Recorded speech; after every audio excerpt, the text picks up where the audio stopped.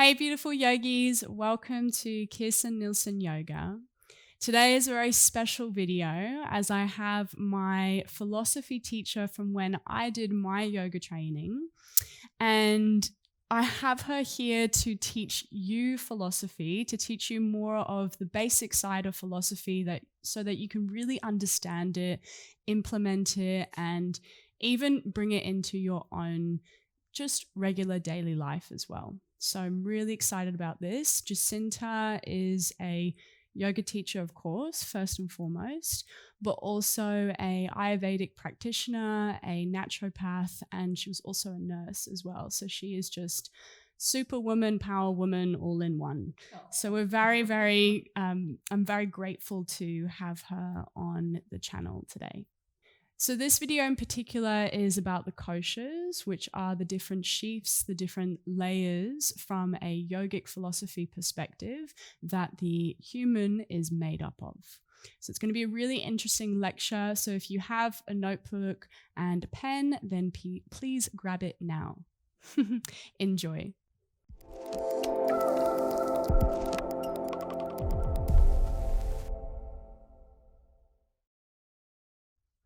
Namaste. Today we're going to talk about the koshas.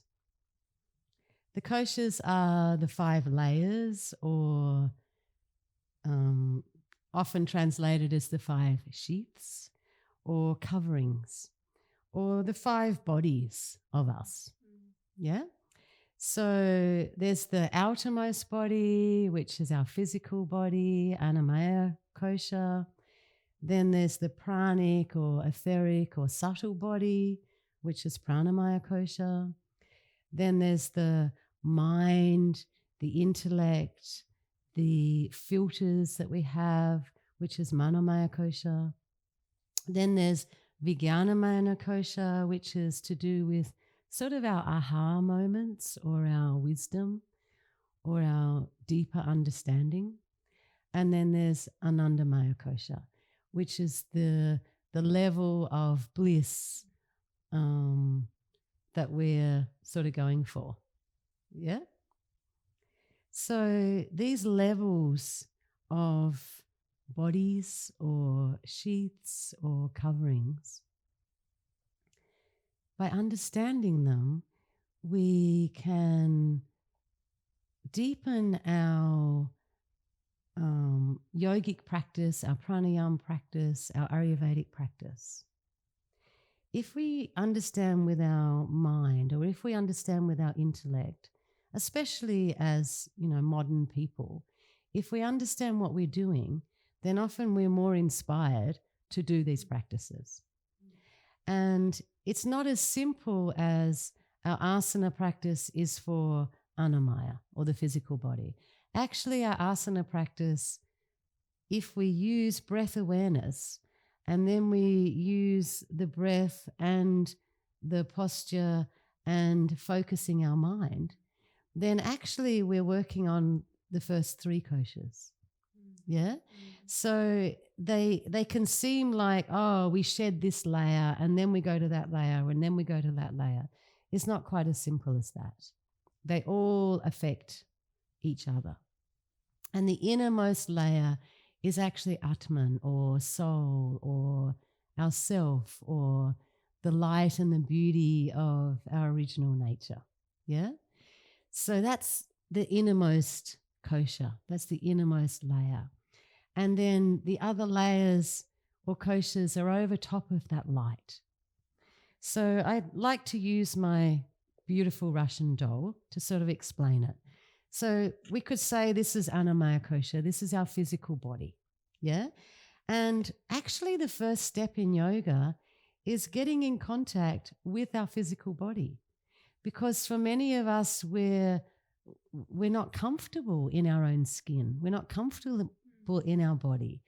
And we're trying to change her, or we're having surgery, or we're dyeing the hair of her, or we're doing all these things because we're actually not comfortable with our physical bodily temple. So I love yoga, and I love how it helps to bring us present in our body as she is right now, with all its imperfections, its lumps, its bumps, its wrinkles. Yeah. So yoga is not about, and yoga philosophy and the kosha understanding is not about having a perfect body. It's so not. Yeah. Maybe we see beautiful yogis that then we start to think, oh, somehow by doing yoga, I'm going to become more beautiful. Well, you are going to become more beautiful doing yoga, and you will become more flexible, and it is great for your physical body. But really the aim of yoga is union, and it's union with Anamaya kosha. It's union with pranamaya kosha, with all the koshas, and with that level of bliss, and it's union with the light, the God, goddess, the divinity that we are underneath all these coverings. So Anamaya kosha is the outermost kosha or sheath. And then we come to pranamaya kosha. And then pranamaya kosha, as I mentioned, is the subtle body or the etheric body or the body of prana. And prana is the life force, the love, the juiciness that we breathe in with our inhalation. It's also, as we nourish our pranamaya kosha, this level of being in us, we notice how receptive we are or we aren't. How in our self-care, how much love can we allow in? How much of the beauty of nature that surrounds us can we actually allow into us? How much of our honoring from our friends and peers and students and mentors, how much can we actually be receptive to that mirroring of our own beauty and our own gifts? And for many, many of us, our self-esteem is not great. And so this is the level, first there's the bodily level, but then this level of prana, of life force, of juiciness, is all about receptivity. Receptivity to get the prana from our food. Receptivity to get the love and the overflowing from our friends and our loved ones. Yeah? And then pranamaya kosha is also a lot to do with the 5 pranas, or we could say the 5 airs, the 5 breaths, known as the pancha vayus, the 5 vayus. And we'll go more deeply into those in another video. So then from pranamaya kosha, we go more towards manamaya kosha. And mana is the same as the word manas or mind. So this is really it contains our thoughts and our feelings. It contains ego, ahankara, buddhi. Yeah?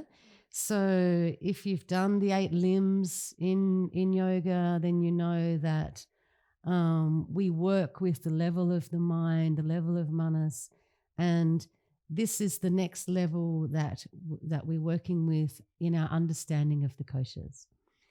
So already with our asana practice, how much do you notice your mind wanders? So here you are, you're trying to be present with your prana, with your breath, with your body in an asana. But then where's your mind? You know, is your mind wondering about breakfast? Is your mind going back to how you felt when someone seemed to be rude to you yesterday? Is your mind comparing yourself with another person on another yoga mat in the room where you're practicing yoga? Is your mind judging yourself usually, or comparing, or what's your mind doing? So Manamaya kosha is, we also work with in meditation, but as well as that, we work with it in our daily lives, in our asana practice. But then when we get off the mat and we go down the street, or we go for a walk on the beach, or we get in contact with people at our shopping center, what's our mind doing? Where's our Manamaya kosha? and what's it reflecting? Yeah. So, yes, in our yogic practice, we see that really working with concentration, with mindfulness, with noticing the monkey mind, that's sort of the level that we go to when we're working on Manamaya Kosha. But as I said, all three of them, the first three in particular, we are already working with our asana, with our pranayama, with our meditation, with our mindfulness, and with the 8 limbs. So with the 8 limbs, we're trying to practice with yama and niyama. And we're noticing how, actually, I am judging someone, or I am craving something that someone else has, or I am jealous. And we got to be honest about that. Whatever level we are in our yogic practice. I've been practicing yoga since I was a teenager, since I was 13. And if I'm honest with myself, still, it's my mind that wanders and that I have to keep practicing with. Yeah? I love that our asana practice gives us a container. And then our pranayama practice deepens our awareness with our breath.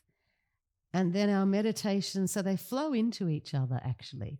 And that our meditation or our mindfulness really does reflect the state of our mind, manas, manovaha, kosha. Yeah? So then the next layers, we go more into Vijnanamaya kosha. And this is the level of our being that reflects our wisdom. This is not just mind knowing. Yeah? That's a very masculine or patriarchal way of translating the Sanskrit name of this kosha. Actually, this kosha is to do with what we've realized. It's to do with what we've experienced, what is ours, what we know. So in yoga philosophy is huge. There's so many concepts and there's so many, we have to go towards this. And, in ancient times, the yoga philosophy was more about sitting and discussing.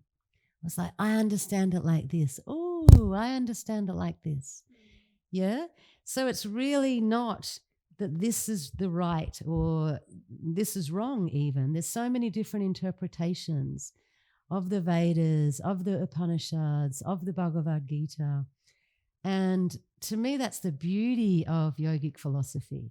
And as modern day yoginis and yogis, we're discovering, we're plumbing the depths of yoga philosophy in our way, in our world. Like here right now, it's COVID times and, a lot of fear has come up. So how do we work with that, with the container of Manamaya kosha? How do we recognize that, this is my mind's being affected by what's happening in the world, in the family of others? And then when we realize how we can work with that, and that becomes something that we practice and then something that we experience, then we're at this level of kosha. Yeah? And then the next level, the deepest level that we're going to talk about today is the level of bliss, the level of ananda. Ananda is bliss. So this is Anandamaya kosha. And this is the level where many of the great masters or, you've probably come across enlightened beings like Amma, or there's many, like Ramana, like Muji, like there's many beings still in bodies in our world today who live a lot of the time in this kosha, in bliss. Yeah? And we also all have moments when we experience this. It's not reserved. It's not that we have to work for 30 years working through the koshas and then suddenly we experience Anandamaya. It's actually, when you have a beautiful yoga practice and then you meditate and you fall into bliss. So you are experiencing this kosha when that's happening for you. And the practices of yoga and Ayurveda help us to get these moments of bliss and oneness and to savor them and to expand on them so they become more part of our reality. So that's the 5 koshas. I hope the understanding of these 5 koshas actually inspires you to keep going wherever you are on your yogic path, knowing that asana still is a relevant tool. For me, having practiced yoga most of my life, I still practice asana and pranayama and meditation. And then, it's not like we transcend one, so we don't do asana anymore, we just do pranayama. Maybe our focus is not so much just on asana. It becomes much more plumbing the depths of using the breath and plumbing the depths of making friends with our mind. So we're not fighting our mind, we're making friends with her. And then the aha moments and the bliss happen more often. Yeah? But wherever we are in our yogic practice right now is perfect. So I hope that you can use this introduction really to the koshas to inspire you in your yogic practice, to daily practice on the mat and off the mat in your life. Namaste.